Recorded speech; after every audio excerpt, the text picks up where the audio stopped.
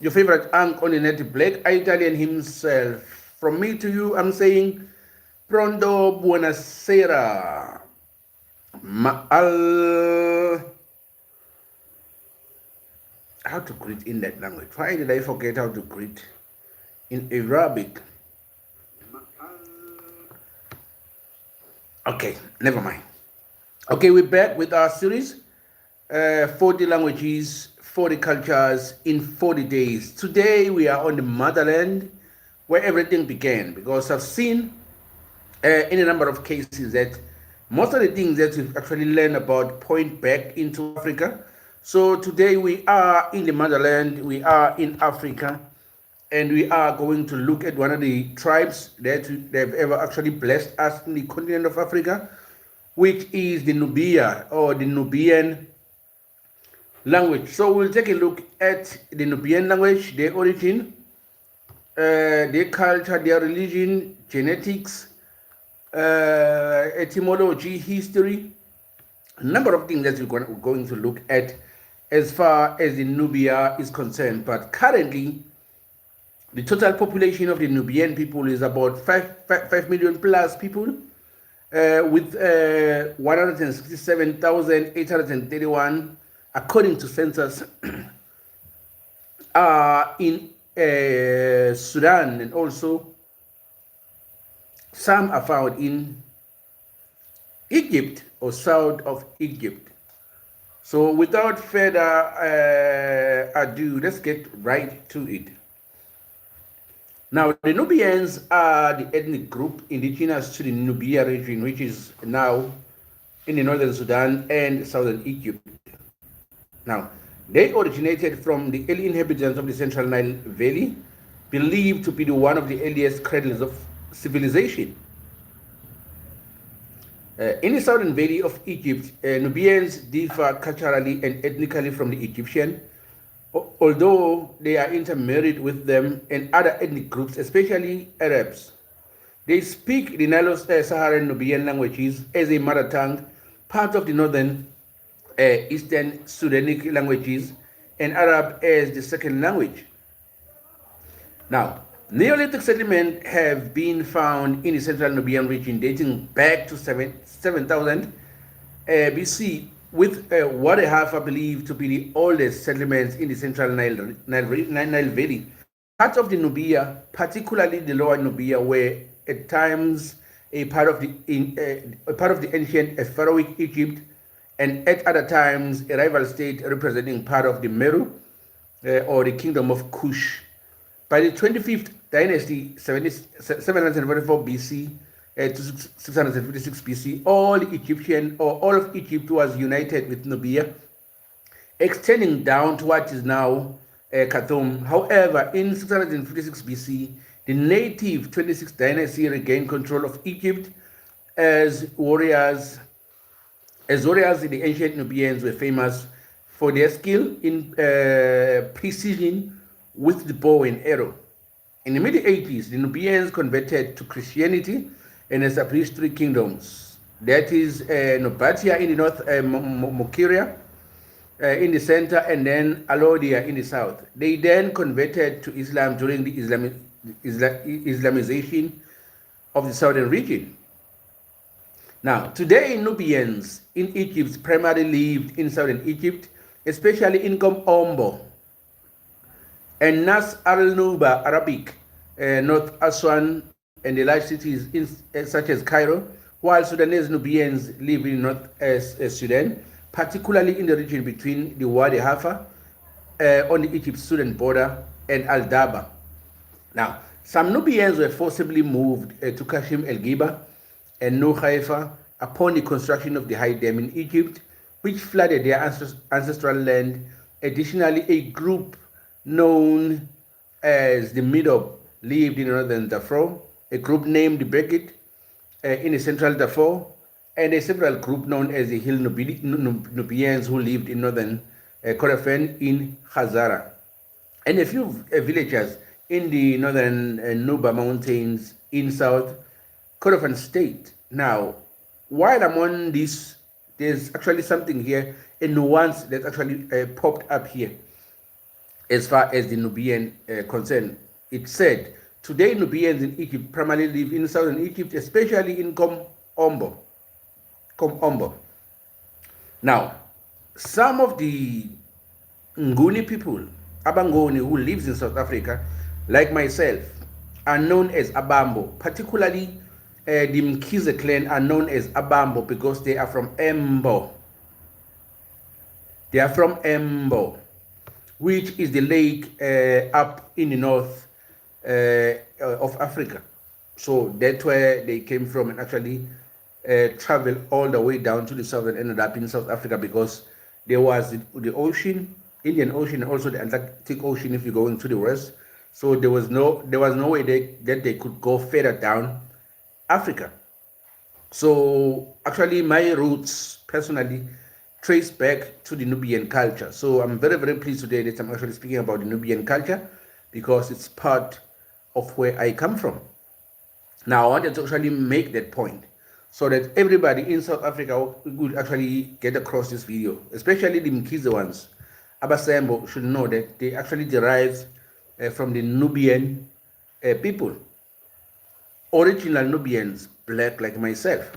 I don't know if it's the case still today in that region because of the Islamization of the Sudan region. So I don't know what's the state right now because I've never been there anyways. But I wanted to actually make that point and make sure that whoever comes to this video and see it will actually understand that. Now, the main Nubian groups from the north to south are the Kenzi, which are known as Kenzi Matoki speaking, the Fadisha, which are Nobi speaking, the Alfawi, which are Nobi speaking also, Sukot, the Nobi speaking, Mahas, Nobi speaking, and Tangala or Tanagla, the Andi speaking. So they are separated into 1, 2, 3, 4, 5, 6 groups. Those are the male Nubian groups that are found in the north to south of Kenzi. Now, the etymology of itself, before we go to history, the etymology of the word Nubi or Nubia. Throughout history, various parts of Nubia were known by different names, including ancient Egyptians, the land of the bow, because they were good with bow and arrow, and also Kerma, Lower Nubia, and Greek Ethiopia. That's how they used to be known back in the day. The origin of the names Nubia or the Nubian is contested. Based on the cultural trait, some scholars believe that Nubia is derived from the ancient Egypt and Nubiwa gold. Although there is no such usage of the term as an ethnonym or toponym that can be found in the non-Egyptian text. The Egyptian referred to the people from this area as the NHSJ W. The Roman Empire used the term Nubia to describe the area of the Upper Egypt and also the northern Sudan. Now, when we get to history,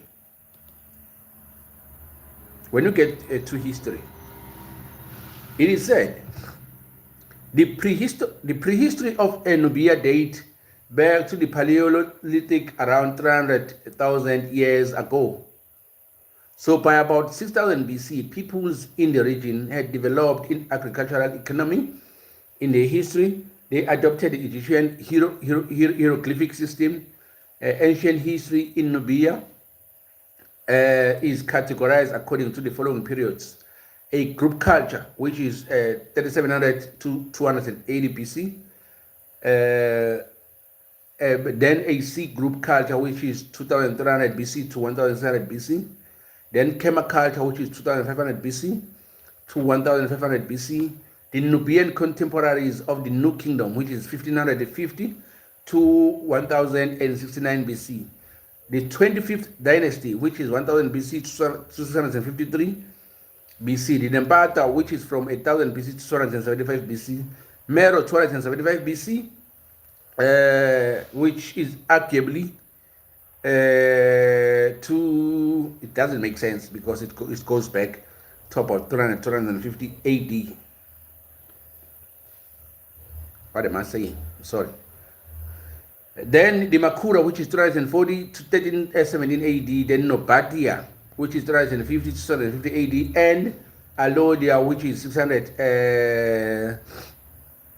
AD to 1504 AD. So those are the categories according to the period of the Nubian people. Now, in the view of the Egyptian scholar and the editor of UNESCO General History of Africa, Volume 2 in 1981, Gamal Mokhtar, after Egypt and Nubia held a similar ethnic composition with a comparable material culture, Mokhtar described the notable differences between the communities, with Upper Egyptian having adopted a system of writing earlier due to the exegesis of the Nile Valley, whilst the Nubian counterparts were more reticent due to their higher reliance on mobile stock raising as an expressed feature of their economy, which is actually evident, as I've said, that the Nguni people or the Ngoni people in the south, which comprises in South Africa especially, are known also for stock raising and being the mobile people due to looking for better grazing lands actually for their flock. So as they come to the south, they couldn't go any further south because of the ocean. Either it's in Indian Ocean on the east or Atlantic Ocean in the west. But that was the case. Abambo were known for their stock, for their cattle. So they were mobile people. They didn't have a civilization that you can point out and say these are them. Though they had a home, which is Nubia, which is, if we track back, it's called Kushi, the land of Kushi. So I think I had to start with the Nubians today, and then on our following history, then we'll look at the Kush as a general emperor, which actually bred everything that you know today as far as Africa is concerned. That's my opinion though, but we'll see what the history will tell us tomorrow.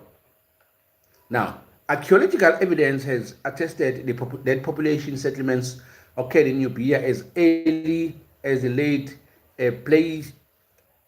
Pleistocene era and from the 5th millennium BC onwards, whereas there is no or sandy evidence of human presence in the Egyptian Nile Valley during these periods, while maybe due to the problems in the site preservation, that could be the case. So several scholars have argued that the African origins of the Egyptian civilization derives from the pastoral community which emerged in both Egyptian and Sudanese regions of the Nile Valley in the 5th millennium BCE. Now, various biological anthropological studies have shown close biological affinities between the pre-dynastic southern and the Egyptian and the early Nubian population. Now, Frank Yeko in 1996 remarked the depiction of the pharaonic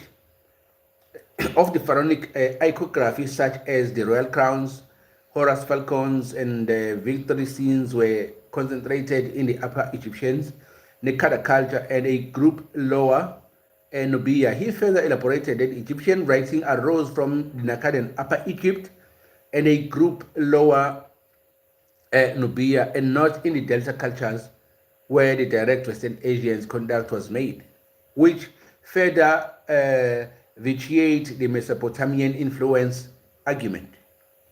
Now, in 2023, Christopher Eret reported that the existing archaeological, linguistic, biological, anthropological, and genetical evidence had determined the founding of the population of the ancient Egyptians, areas such as the Gada and El Badare to be the descendants of the long-time inhabitants of the northeastern Africa, which includes Egypt, Nubia, and the northern horn of Africa, which is, I think, South Sudan and Ethiopia. So that's the whole land that covers Kush. I am surprised that he go as far as actually saying all that without just using one word, which is Kush, the land of the Kush. Now, the linguistic affinities of an early Nubian cultures are uncertain. Some research group and Kema cultures were speakers of the language belonging to their Berber or Cushitic branches, or now they're mentioning Kushi, respectively, of the Afroasiatic family. More recent research instead suggests that the people of Kema culture spoke Nilo-Saharan languages of the Eastern Sudanic branch, and the people of the C group culture of their north spoke Cushitic languages. They were succeeded by the first Nubian language speaker whose tongue belonged to another branch of the Eastern Sudanic languages within the Nilo-Saharan phylum. A 4th century AD victory, a stela, a commemorative and of Axumite king Ezana, contains inscription describing two distinct population groups dwelling in ancient Nubia, a red population and a black population. Gamda, what's good? Welcome, bro. Welcome. We are in Africa today. We are looking at the Nubian people or the Nubian language. Now, Egypt was conquered first by the Persians and named the satrapy province of Mudria, and 2 centuries later by the Greek and then the Romans during the latter period. However, the Kushite formed the kingdom of Meroe, which was ruled by a series of candidacies of queens. The kindness of Meroe was able to intimidate Alexander the Great into retreat with a great army of elephants, while the historical documents suggest that the Nubians defeated the Roman Emperor Augustus Caesar. And that's impressive. Kindnesses of queens. They are said to actually intimidated Alexander the Great to retreat with a great army of elephants. That's impressive for women in Africa. But other historical documents suggest that the Nubians defeated the Roman Emperor Augustus Caesar, resulting in a favorable peace treaty for Meroe. Now, the kingdom of Meroe also defeated the Persians, and later Christian Nubia defeated the invading Arab armies on 3 different occasions, resulting in 600 years peace treaty of Bakht, the longest lasting treaty in history. Now, the fall of the kingdom of Christian Nubia occurred in the 1500s, resulting in a full Islamization and a reunification with Egypt under the Ottoman Empire, the Muhammad Ali dynasty, and the British colonial rule. After, in 1956, the independence of Sudan from Egypt, Nubia and the Nubian people became divided between southern Egypt and the northern Sudan. Now, that's the problem with the borders, because they subdivide the same people into 2 different countries. This is why I don't like borders that much. Now, modern Nubians speak Nubian languages, Eastern Sudan languages that are part of the Nilo-Saharan families. The old Nubian languages is attested from the 8th century AD and may be the oldest well-recorded language of Africa outside the Afroasiatic family, depending on the classical Meroitic and the language of the Garamantes. Now, Nubia consists of 4 regions with varied agriculture and landscape.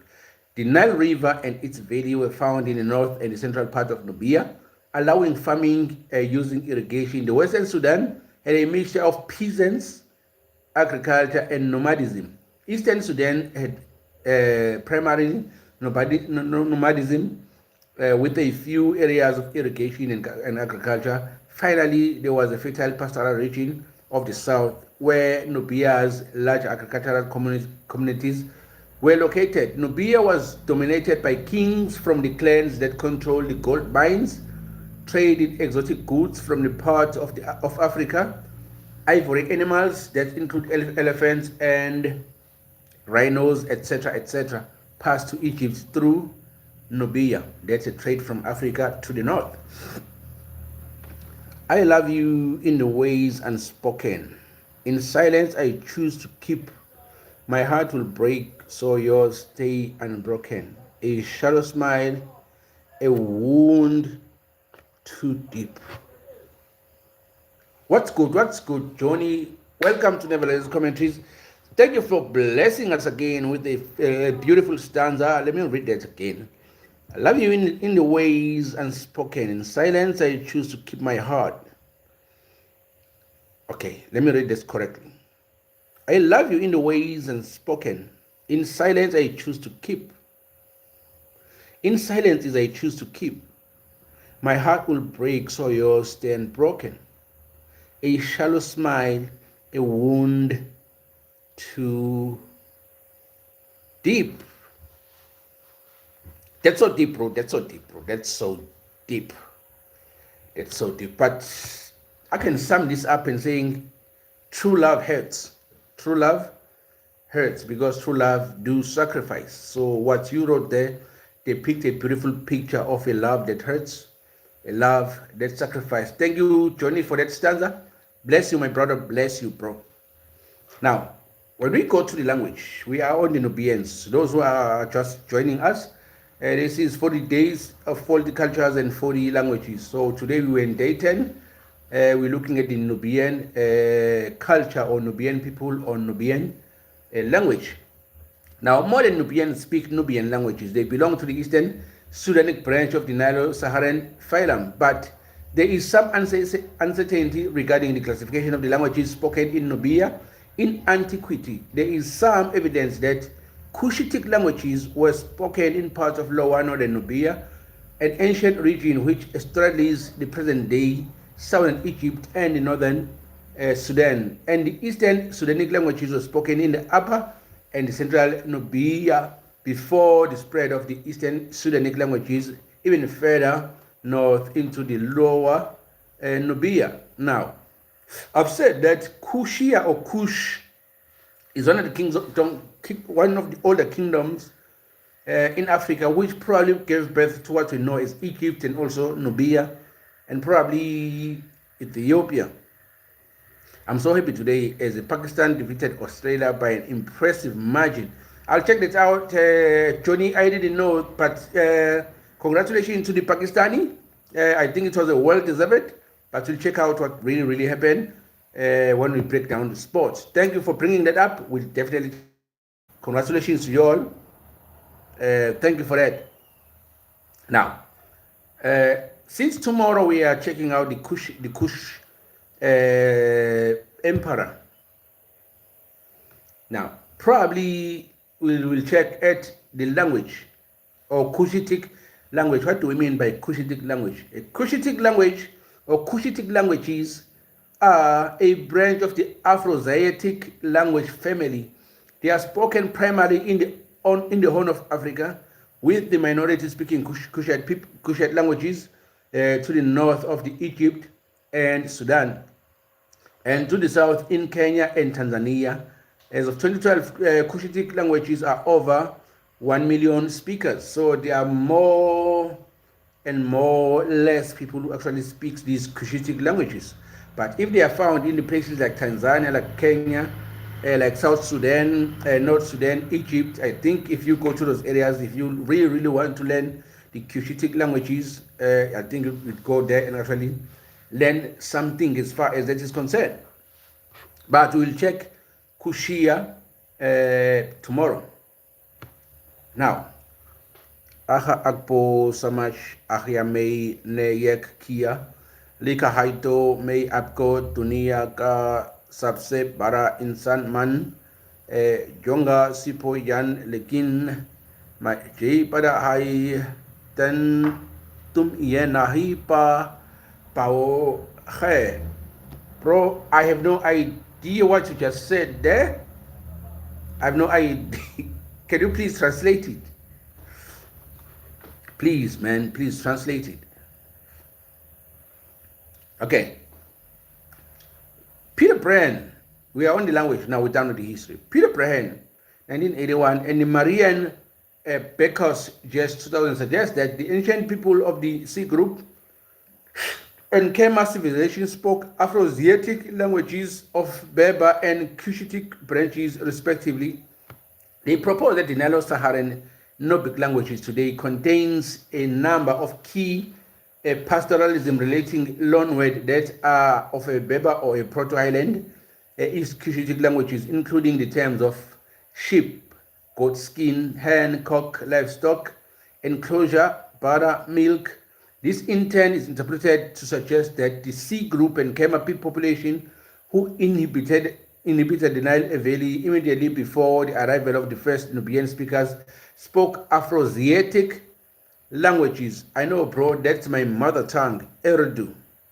Oh, we covered Urdu the other day. I think you were here. If you weren't here, you can check it out. We did actually cover Urdu. I was just trying to make you read it. Thank you. I did read it. I'm not sure if I read it correctly, but I tried. Now, Afroasiatic languages are a language family of about 400 languages spoken predominantly in West Asia.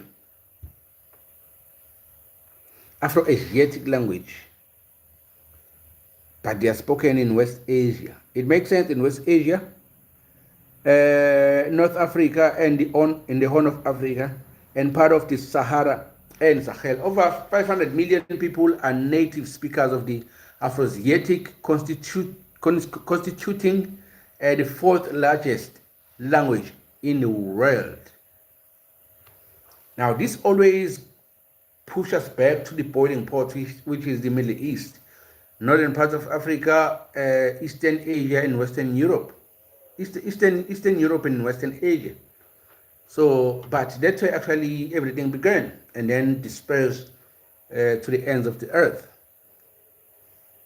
Now, Claudia Riley 2010 and 2016 and Julian Cooper 2017 on the other hand suggested that the Kema peoples of the Upper Nubia spoke Nilo-Saharan languages of the Eastern Sudanic branch, possibly ancestral to the later Meroitic languages, which Riley also suggests was a Nilo-Saharan. Riley also considered the evidence of a significant early Afro-Asiatic influence, especially Berber,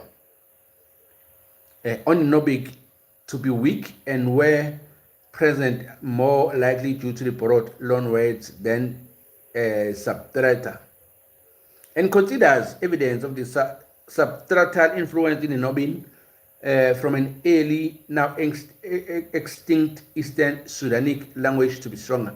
Julian Cooper 2017 suggests that Nilo-Saharan languages of the Eastern Sudan branch were spoken by the people of Kerma, those further south along Nile, to the west of those of Sai, an island to the north of Kema, but that Afro-Asiatic, most likely Cushitic languages were spoken by other peoples in Lower Nubia, such as the Mejay and a Group C culture living in the Nubian regions north of Sai towards Egypt, and those southward to the Nile of Punt in the Eastern Desert, based partly on the analysis of the phonology of place names and personal names from the relevant regions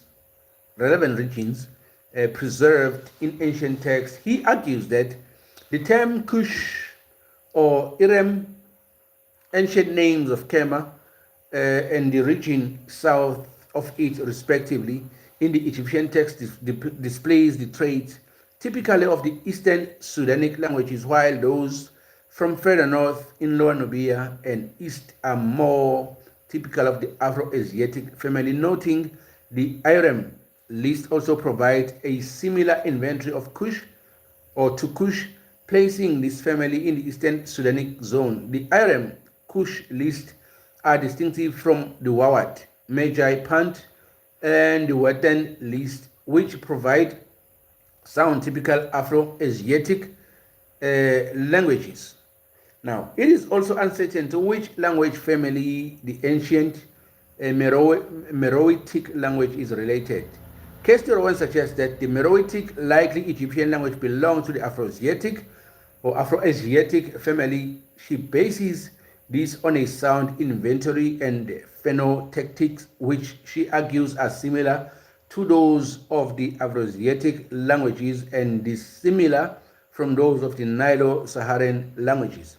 Claudia Riley proposes, based on the syntax, morphology, and the non-vocabulary, that Meroitic, like the Nubian languages, belong to the Eastern Sudanic branch of the Nilo-Saharan families. Now, we're looking at the Nubian Greeks. The Nuba conquest of Kush, the Aksumite capture of Meru.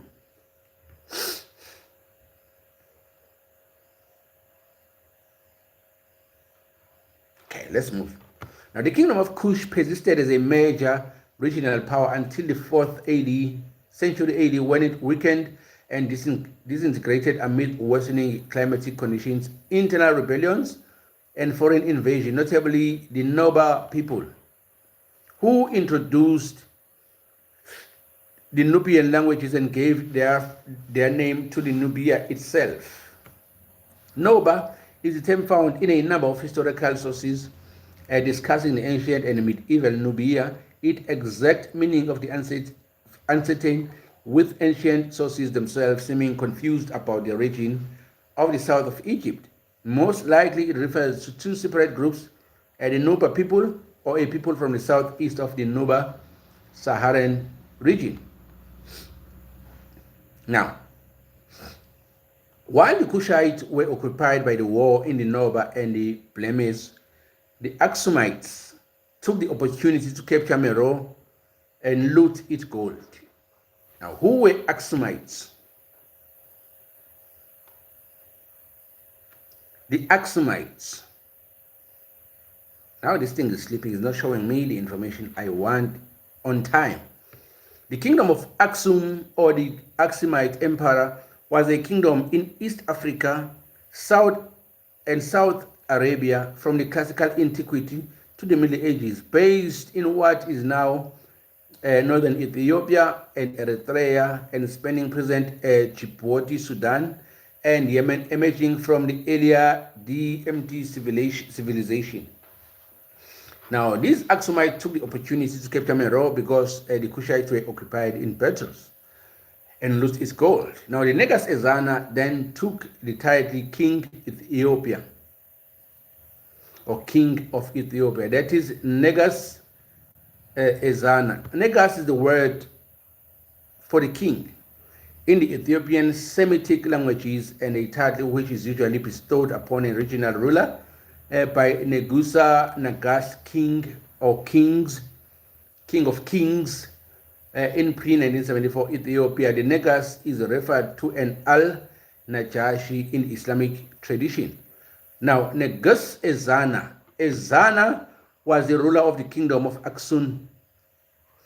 One of the best documented rulers of the Aksum. Ezana is important as he first adopted for his country the religion of Christianity, and the name Ethiopia tradition states that Ezana succeeded his father Ala Amida Osanas the king while still a child. Now, Negus Ezana then took on a title of a king of Ethiopia as a child, as it says.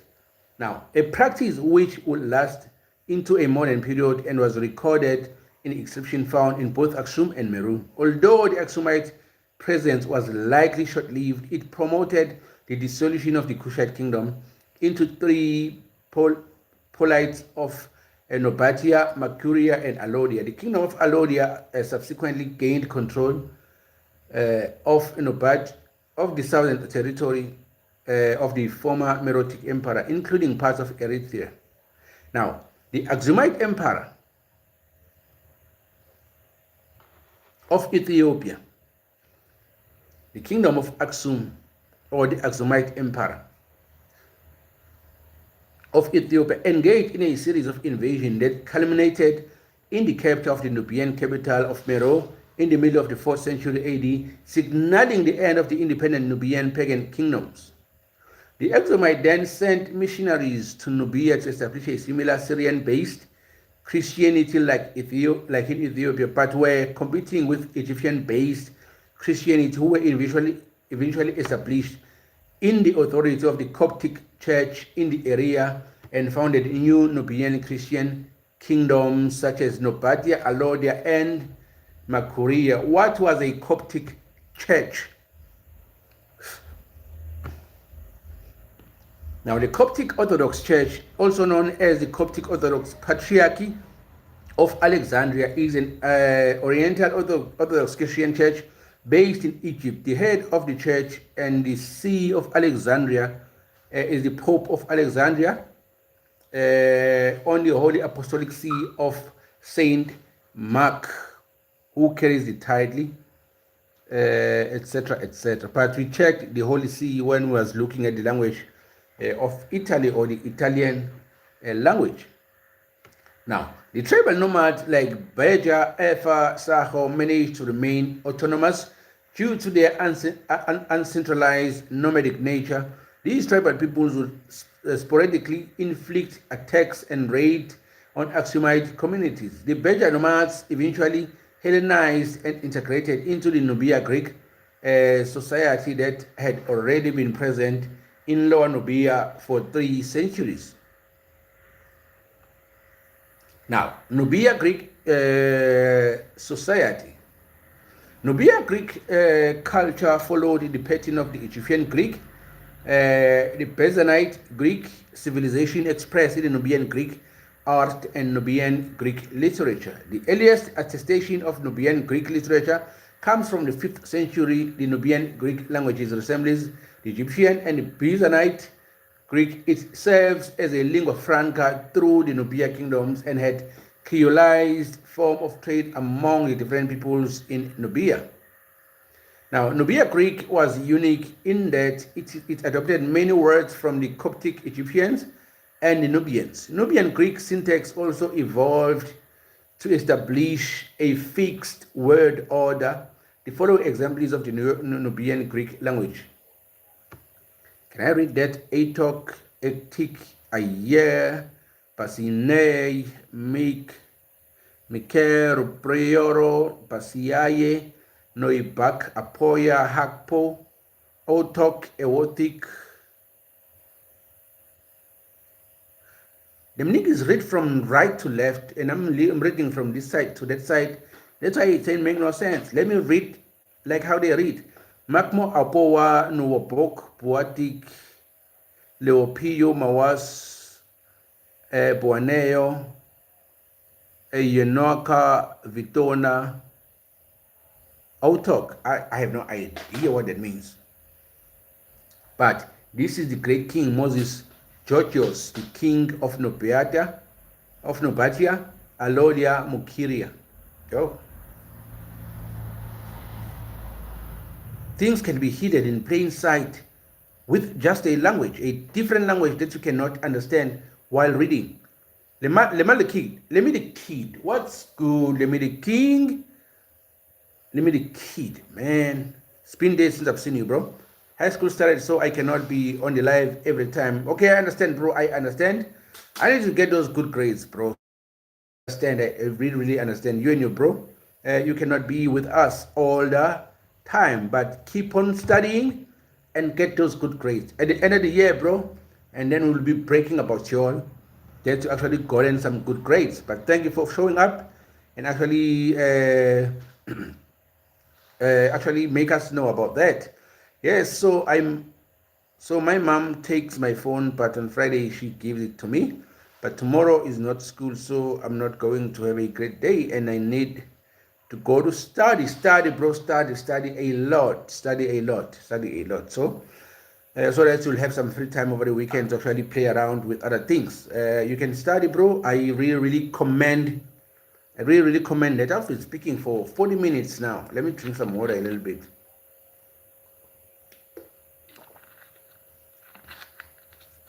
Now, thank you for tuning in. Let me the kid. A plethora of fresco created in 1800 to 1280 in Nubian cities such as Faras depicted religious life in the course of the Nubian kingdoms. They were made Byzantine art style. I need to study geography. Oh, geography. That's easy, bro. I know you're gonna ace that. Geography, I think, is the easiest subject there is after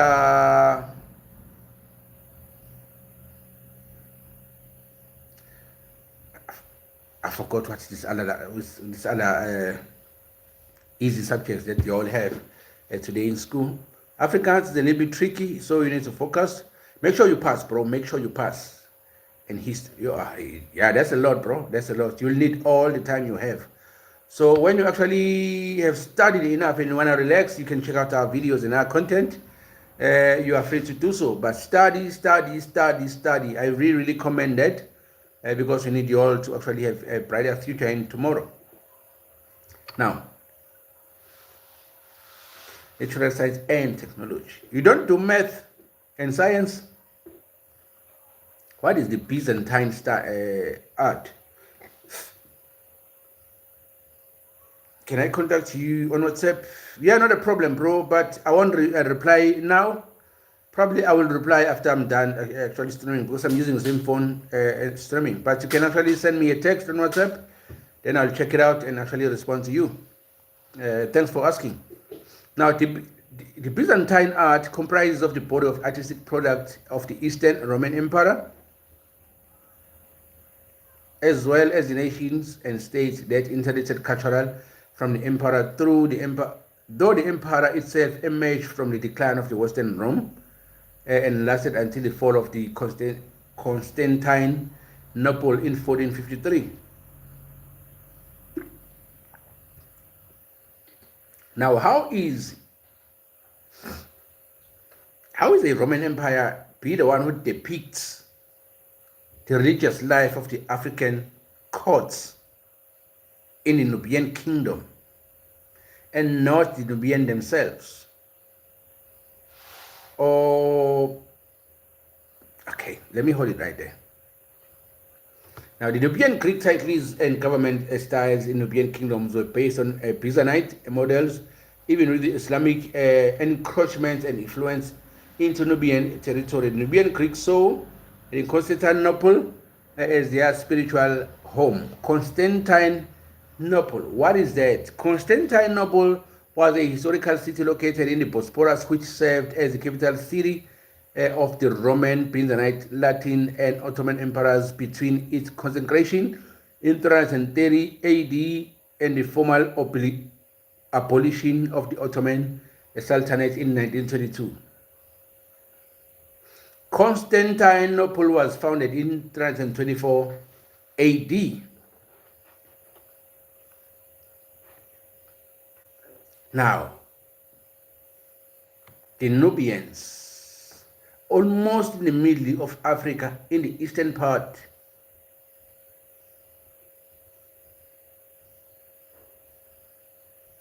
pay homage to the Europeans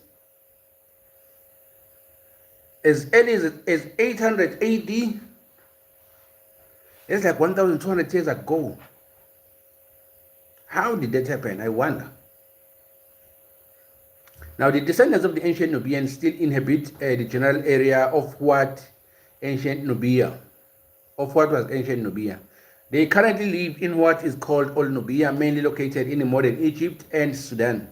Nubians have been resettled a large number of an estimated 50,000 people away from Wadi Haifa and northern Sudan to Kashmir El Gerba, Sudan, and some moved to the southern Egypt since the 1960s when the Aswan High Dam was built on the Nile, flooding ancestral lands. Most Nubians nowadays work in Egypt or in the Egyptian or Sudanese cities, whereas the Arabic was once only learned by Nubian men who traveled for work. It is increasingly being learned by Nubian women who have access to school, radio, television. Nubian women are working outside their home in increasing numbers. Now, the Aswan Dam or the Aswan High Dam is one of the world's largest embankment dams, which was built in 1960 and 1970 across the Nile in Aswan, Egypt. The project was developed by the military regime that took power following the 1952 Egyptian revolution to better control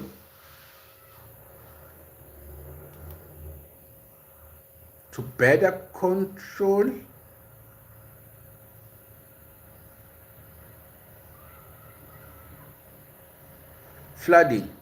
It provides increased water storage for irrigation and generate hydroelectricity. The dam was seen as a pivotal of the country's industrialization plan. Like the earlier implementation of the high dam has had a significant effect in economy and the culture of Egypt. Let me play devil's advocate here. I don't think this dam was actually built for hydroelectricity and in the industrialization plan of Egypt to help the economy. I think it was built particularly to end about the history of the Nubian people, so that they cannot trace their ancestral land and cannot have it back. That makes sense to this. I'm sorry, but that's what I think. Now, when it was complete, it was the tallest. Okay, I'm not in the dam. Let me get out of the dam. I wanted to say something about this dam and then keep it moving. Now, most Nubians nowadays work in Egyptian and Sudanese cities, whereas Arabic was once only learned by the Nubian men who traveled for work. It is increasingly being learned by Nubian women who have access to school, radio, television. Nubian women and are working outside the home in increasing numbers. Now, this is what I'm saying. Now that they have no access to the ancestral land and cannot actually be proud Nubians who speak Nubian languages, now they are slowly introduced to Arabic languages to actually extinct completely the Nubian people. I am hoping that some will actually be the custodian of the Nubian culture and keep it moving. Though the ancestral land has been buried with the Aswan Dam, but with the language they can actually keep the culture moving and the history moving. Hopefully one day that dam will be no more and then they will get back their land. Hopefully. Makubela, what's good, Bafo, what's good. Today is day 10, Sibuga in the Nubians. So that's my 2 cents to that. I think the Aswan Dam was created completely to just annihilate the Nubian culture in the region, take over their ancestral lands, so to annihilate them, basically, to actually extinct them. Now, since we see now that gradually they are being taught Arabic languages, probably as the main language for communication. It's strategic, but it is actually covered up with these economic industrialization and so on and so forth type things, which actually is not the case. The case is they are finishing about the Nubians and they make sure that they don't have a reverence, which is the ancestral land. We've seen that movie overplayed over the centuries in many parts of the world. So it's nothing new. I feel sad for the Nubians, basically. I feel sad for them. Now, during the Yom Kippur War in 1973, Egypt employed Nubian people as a code talkers. The Yom Kippur War, also known as the 1973 Arab-Israeli War, the Fourth Arabic-Israel War, the October War, or the Ramadan War, was fought in the 6 to 25 October 1973 between Israel and a coalition of Arab states led by the Egypt and Syria. Most of the fighting occurred in Sinai. What a historic plateau Mount Sinai is. Okay, keep it moving. We're checking the culture of the Nubian people. I hope you're good, Makubela Bafu. It's been a long time since I've seen you, bro. But I hope you're good. Now, the Nubian have developed a common identity which has been celebrated in poetry, novels, music, and storytelling. The Nubian is a modern Sudan, include the Denagla around Dongola Ridge, the Mahas from the Third Cataract to Wadi Hafa, and the Sekurta around Aswan. These Nubian write using their own script, and they also practice sacrification. Mahas men and women have 3 scars on each cheek, while the Danakla wears the scars on their temples. Younger generation appears to be abandoning the culture. I think if they say they have 3 scars on their face, it's like what you call in South Africa, Uktaba. All is well, Bafo. Just work.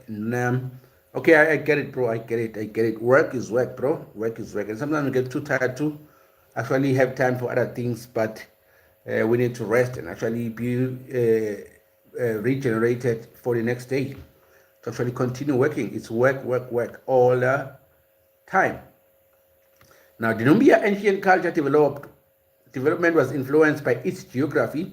It's sometimes divided into the Upper Nubia and Lower Nubia. Upper Nubia was where the ancient kingdom of Nepata, Kush, was located, and Lower Nubia has been called the corridor of Africa, where was the contact and the cultural exchange between the Nubian, Egyptians, Greeks, Assyrians, Romans, and Arabs. Lower Nubia was also where the kingdom of Meroe flourished. The languages spoken by modern Nubians are based on the ancient Sudanic dialects from the north to south. They are Kenus, Fadicha, Matoki, Sakot, Mahaz, and Tanagla. Now, Kemanepata and Meroe were Nubia's largest population centers. The rich agricultural lands of Nubia supported the cities, or these cities. Ancient Egyptian rulers sought controls of Nubia wealth, including gold and important trade routes within its territory. Nubia trade linked Egypt led to Egypt's domination over Nubia. During the New Kingdom period, the emergence of the kingdom of Meroe in the 8th century BC led to the Egypt being under control of Nubian rulers for a century. Although they preserved many Egyptian cultural traditions, the Nubian kings were considered pious scholars and patrons of the art, copying the ancient Egyptian text and even restoring some Egyptian cultural practices. After this, Egypt's influence declined greatly. Meroe became the center of power for Nubia and cultural links with the other parts of Africa and gained a greater influence. Now, the religion. Today, Nubian practice Islam. To a certain degree, Nubian religion practices involve syncretism of Islam and other traditional folks' belief. In ancient times, Nubian practiced a mixture of traditional religion and Egyptian religion. Prior to the spread of Islam, many Nubians practiced Christianity. Now, a traditional folk belief is a system of belief behavior passed down within a group of people or society with a symbol meaning of a special significance with origin in the past, a component of cultural expression and folklore. Common examples include the impractical but societal meaningful, etc., etc. Now, beginning in the 8th century, Islam arrived in Nubia.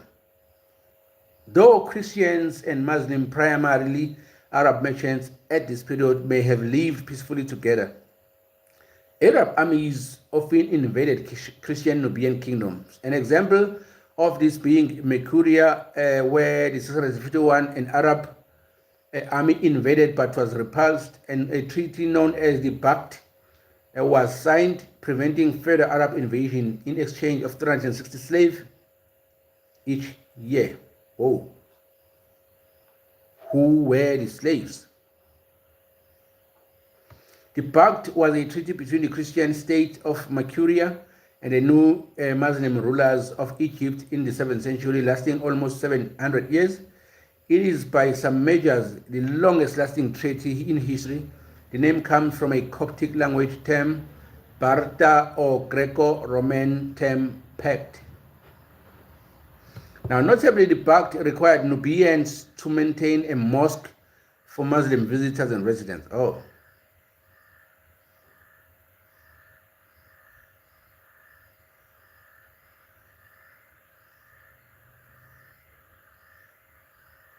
Runs and 60 slaves each year to actually maintain the mosque for the Muslim visitors and residents. Okay, let's continue.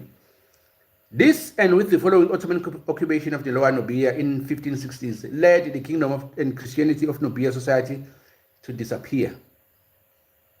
Now, the former Mercurian territories of south of the Third Cataract, including the former capital, Dongola, had been annexed by the Islamic Fanj Sultanate. Fanj Sultanate, also known as the Fanjistan or the Sultanate of Sena, after the capital of Sena, Blue Sultanate was the kingdom in what is now Sudan, northwestern Eritrea, and western Ethiopia, founded in 1504 by the Fanj people it quickly converted to Islam through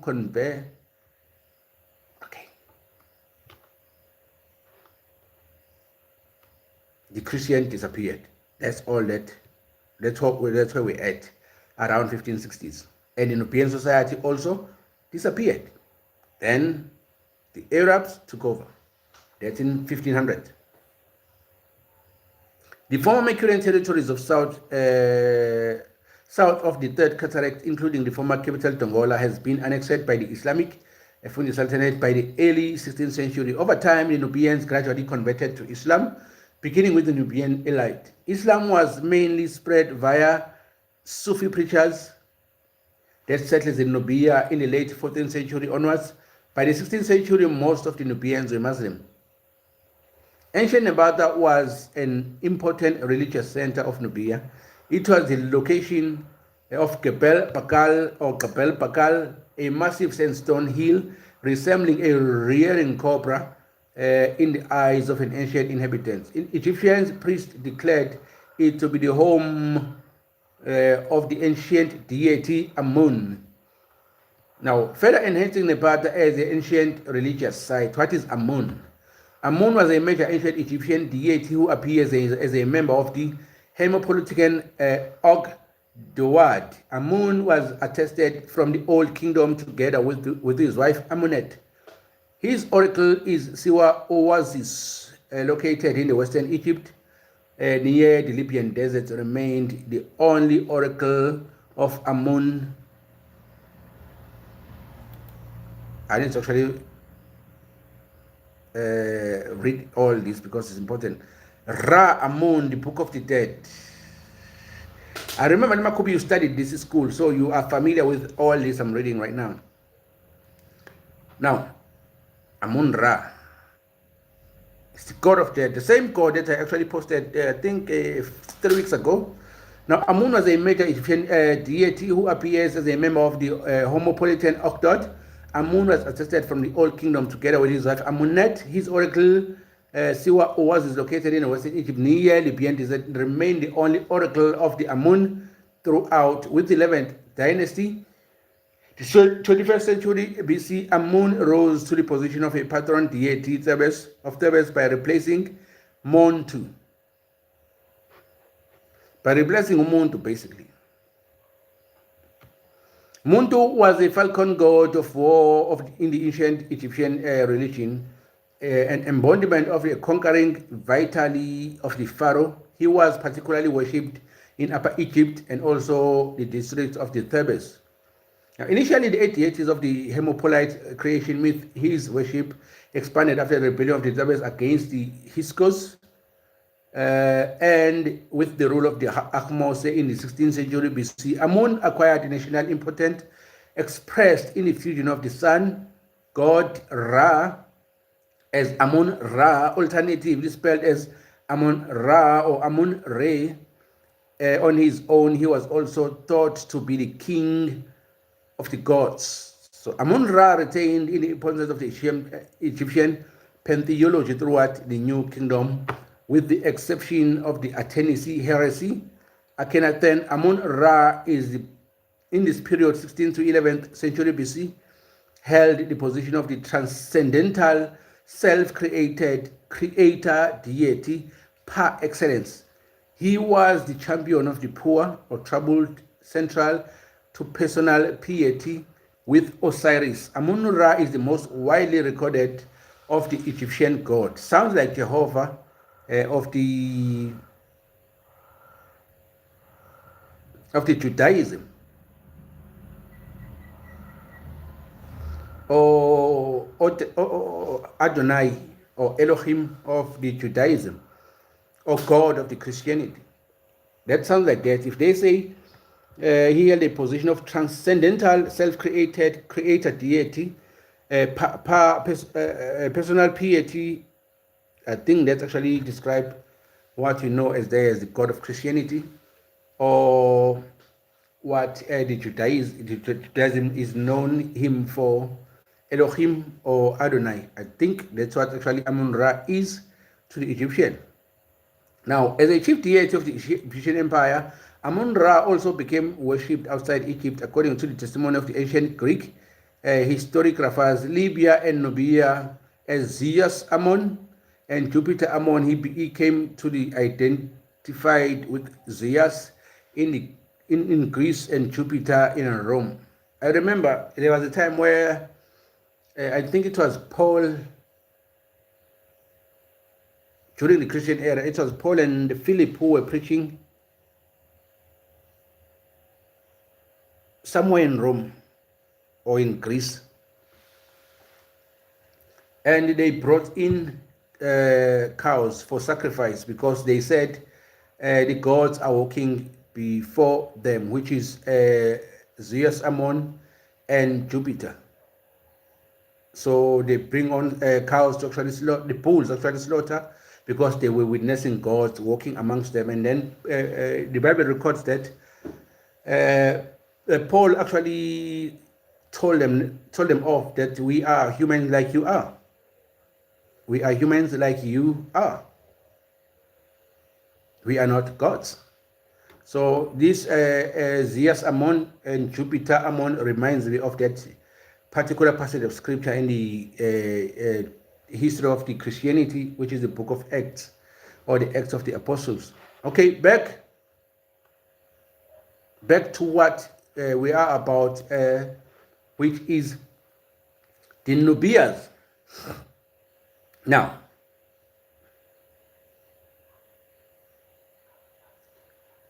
Egyptian priests declared it to be the home of the Nubian, of the ancient deity Amun, further enhancing Nepata as ancient religious site. This was the case for both Egyptians and Nubians. Egyptians and Nubians deities alike were worshipped in Nubia for 2,500 years. Even while Nubia was under the control of the new kingdom of Egypt, Nubian kings and queens were buried near the Jebel Bekar in the pyramids as the Egypt's pharaohs were. Now, the Nubian pyramids were built in Jebel Bekar, at Nuri across the Nile River from Jebel Bekar, at El Keru, and at Meroe, South Jebel Bekar. Now, the Nubian pyramids were constructed by the rulers of the ancient Kushite kingdom in the region in the Nile Valley known as Nubia, located in present-day northern Sudan. This area was the site of the three ancient Kushite kingdoms. The capital of the first was at Kerma, the second was a central Nile, etc., etc. Now, there's always this argument, especially with the Aisha speed going to Egypt, looking at the statues that had broken nose. And then all the time when you ask the Arab why the nose are broken, sometimes you don't get a clear answer as to why the nose are broken.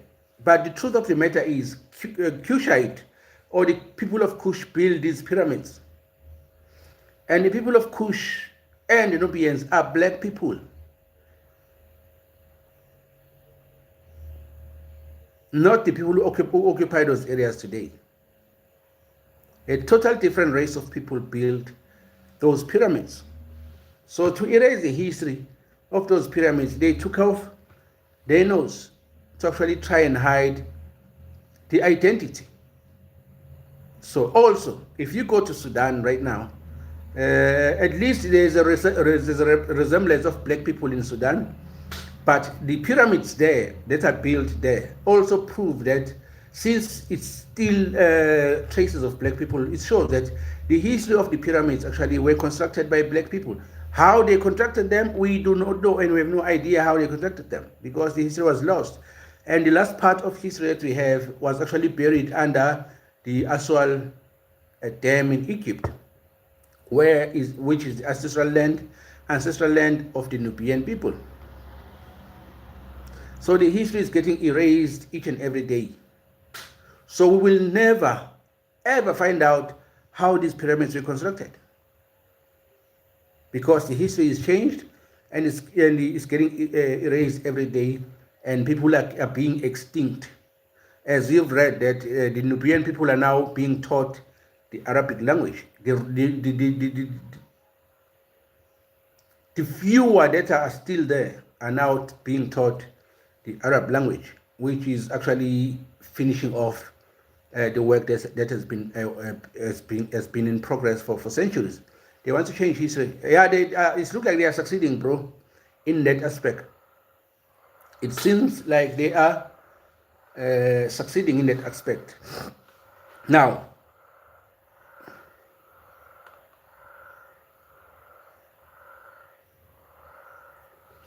a little bit of the genetics of the Nubian people.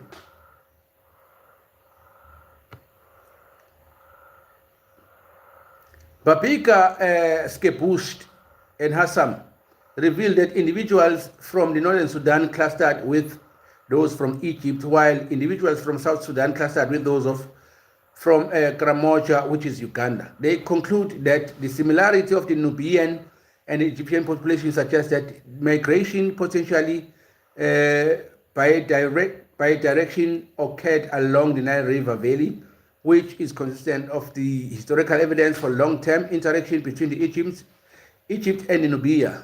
The Bond 2015 identified the ancestral Odo-Somal component of the West Eurasian origin that is common to many Sudanese, Arabs, Nubian, Afro-Asiatic speaking population in the region. Nubians were found to be genetically modeled similar to their Cushitic and Semitic Afro-Asiatic neighbors such as the Beja, Sudanese, Arabs, and Ethiopians, rather than the Nilo-Saharan speakers who lack the Middle Eastern and North African influence. I think this is a lie.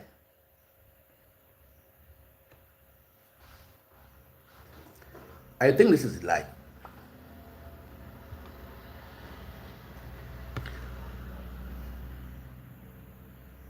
The study showed that these populations form a northeast cluster, which conclude northern Sudanese. This may be explained by the aforementioned groups being a mixture of a population of similar modern Coptic Egyptians and ancestral South African one.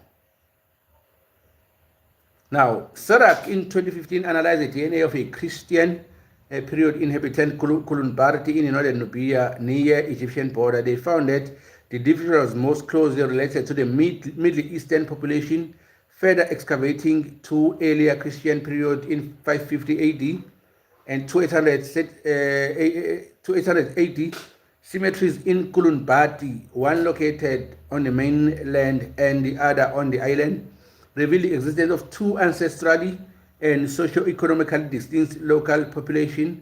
Preliminary results, including mitochondrial haplogroup analysis, suggest there may be substantial differences in the genetic composition between these two communities, with 70% of the individual from the island cemetery demonstrating African-based haplogroups, which is L2, L1, and L5, compared only to 34.6% of mainlanders who showed an increased prevalence of European in the Near Eastern haplogroups, including K1, I5, and U1. I think the invasion first of the Christian in the Nubian culture is the thing that actually infused the Europeans to the Africans, and then later on the Arabs came, and then there was an infusion, and then the corruption began to the original people of that area. That's what I think. Some of the things that you read sometimes is not correct. You see by reading that, no, this doesn't make sense. They wrote whatever they wrote to actually cover up some of the things. And then the question is, can we trust history? Can we truly trust history?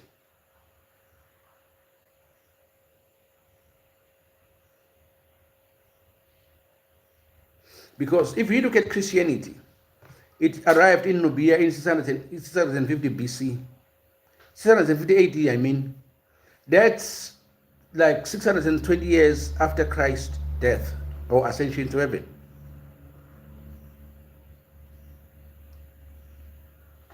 But prior to that, there was a eunuch of Ethiopia who went to Palestine and met Philip, whom, because the eunuch was reading the passage in the of Isaiah, the prophet, and then Philip began to actually explain what actually was meant by what was written in the book of Isaiah, because the eunuch was confused at whom the prophet was speaking about, himself or a person that was later to come. And then I think Philip clarified that, and then the eunuch came back to Africa, and that was around 60 AD. So the dating of a 650 AD, the arrival of Christianity in Nubia, I think it's false somehow. What happened there also happened in Cape Town. Now we have genes from as far as Malaysia. That's correct, bro. Now, if we look at the Cape Townians today, especially the true Cape Townians like myself with no teeth, you can actually tell that there's a corruption of DNA because there were invaders in the land. But if you go further into the inner parts of the country, you then begin to see darker melanin people like myself. Why are you laughing, bro? We are true Cape Townians. So I think that's where we end about the Nubians today. But actually I am saddened again, because you see the invasions of especially the Europeans, because also the Arabs come from Europe. Their invasion into the continent actually destroys a lot of things, and has actually changed a lot of things as far as the history is concerned, which, if you look at it deeply, it's sickening, because there's a lot of history that is being lost in the course of time, and it's going to get even harder to actually trace how those things came about, because the history is continually being erased and changed over the course of time. But I think if black melanin people could actually occupy the land of Nubia, which is South Sudan and North Sudan, and also Egypt and the rest of the Northern Africa, I think somehow spiritually they may be able to decode the foundations of these archaeological site that mesmerizes the world till today, and not knowing how they came about, because the original people are black melanin people. And I think spiritually, because it's their original ancestral land, they may be able to encode some of these